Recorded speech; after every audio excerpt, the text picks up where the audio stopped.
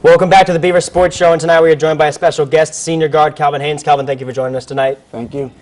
So you've logged a lot of games here at Oregon State, playing no less than 30 games this season since you were a freshman. What's it like being, sort of a Mr. Reliable here while you've been on campus? It's important just because I work hard. I try to put my best effort every game. I try to do as much as I can for my team and try to help us win. So you saw the transition from Jay John to current coach Craig Robinson. Talk a bit about what that transition was like. It was difficult, just being in an atmosphere of not knowing what to expect from day to day or game to game. Coach Robinson came in with a thorough plan. He brought an offense in. We stuck to it. Defensive-wise, we relied on that a lot just because the offense wasn't there yet. So we had to really buy into what he was telling us for us to actually, compete in the league.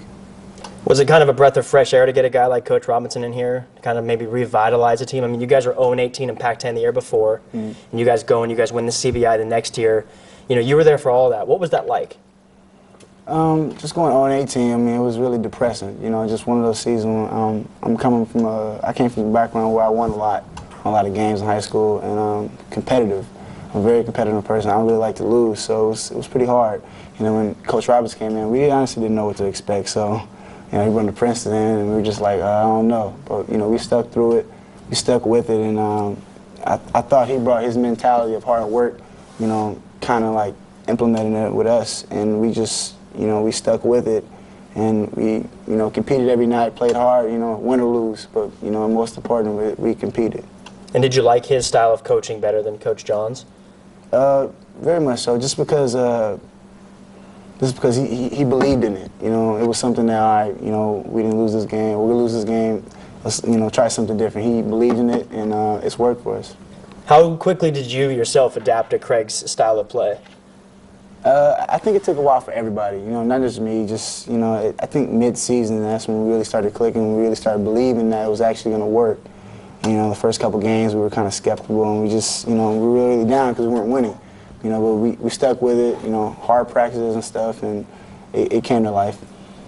So all season, you and Latham Wallace have both been kind of, almost competing back and forth, climbing up the all-time three-pointers made list. You sit now currently tied for 8th with OSU great Brent Berry, and I believe you're 18th on the all-time career scoring list here at Oregon State. What does that mean to you to kind of put your mark on OSU basketball history? It's great. Just like I said, all the hard work I've put in.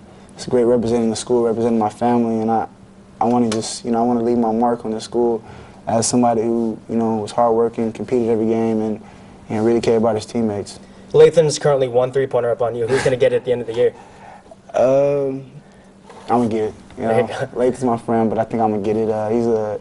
He's a good friend of mine. He's a competitor, so, we like to go back and forth. It's probably fun to kind of, even in practice, kind of joke around with each other and kind of mess around with each other. We actually don't talk about that stuff. It's pretty funny. I think Sean our media guy brought it up to us the other day, and I told him I'm going to get him. So, it's kind of funny. Nice and playful competition. So there's quite a few young guys on the team this year, obviously. How have you acted kind of like a leader to some of the new kids on the team? Just giving my voice, my opinion, and, going through what I've been through, trying to help them and guide them through the tough times that they're going through. Some of them may be hitting the wall, so you want to talk to them about that, or some of them may not be shooting well. You want to talk to them about that and let them know that everything will be all right, just keep working hard. So just, being a role model and really just trying to help them through the season. Have you seen it pay off? Yeah. I think Ahmad's playing really well. Devon's playing really well. We got some other guys that are playing well as well. So with just 4 Pac-10 games left in your career here at Oregon State, what do you look back on as like the highlight of your career? I think just getting that first Pac-10 win. That was a big one, just for the program, just for the city of Corvallis, just for us. Our confidence level. We really needed that. So your team is currently on a 4-game losing streak. Kind of a low note for this season. What do you guys need to do to get back on track against Stanford this Thursday? Just defense. Stick to the plan. Just execution. Just being patient and trusting each other. That's one thing. I think sometimes we get into a slump where we feel like each individual has to do it by themselves. So I think if we get back to teamwork and working together and trusting each other, we'll be fine. How has practice been this week? I mean, do you guys see yourself on that track to kind of riding the ship? and possibly beating both of the Bay schools this weekend. Yeah, just definitely. We've had a good week of practice. Everybody's trying to make the extra pass, trying to make the right pass, trying to make the right play. And I think if we just compete together, we'll be fine.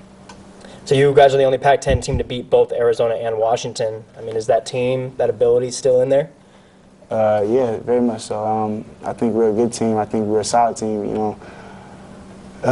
showed our highs and lows, but it's consistency with us. Consistency of playing hard, consistency of playing great defense, and putting the ball in the basket. What was it like beating both Arizona? Let's start with Arizona. What was it like beating Arizona at home, to start off the year, kind of get that win under your belt? They got a guy on their team who's probably a round 1 pick in the NBA. I mean, how big of a morale boost was that for you guys?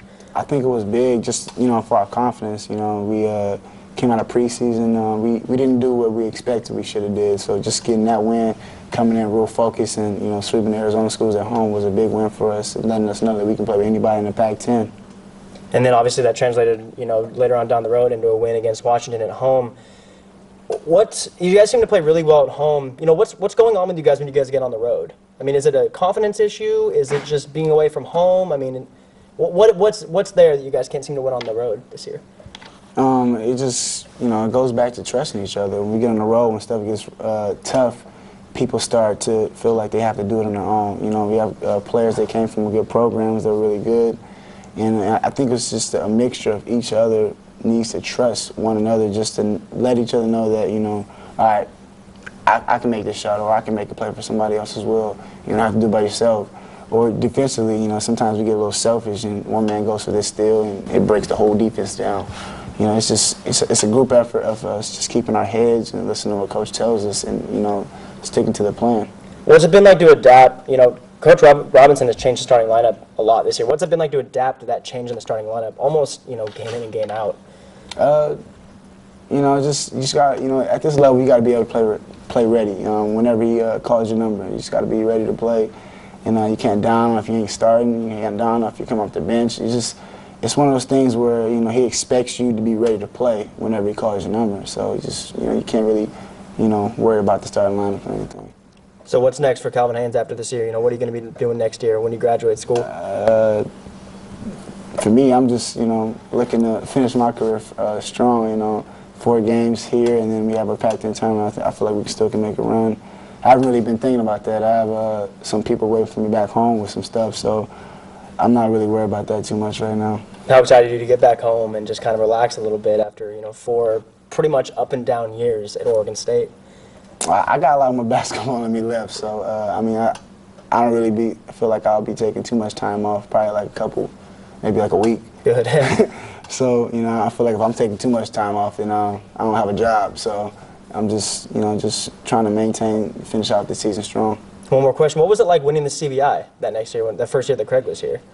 I think it was a big step to our hard work. Maybe it didn't seem like that to a lot of people just because it was a CBI, just because it was some tournament that just got, implemented. But it was a good feeling, just being one of the last teams playing in April, being one of the last teams, 3 or 4 teams, or however many teams we were playing. But it was a good feeling, just winning that and having a ring and having something to say that, yeah, we put in a lot of work. And this is what we got out of it. Awesome. Well, Calvin, thank you very much for stopping by. Good luck this weekend against the Bay Area schools. Stay tuned. When we come back, there'll be more of the Beaver Sports Show.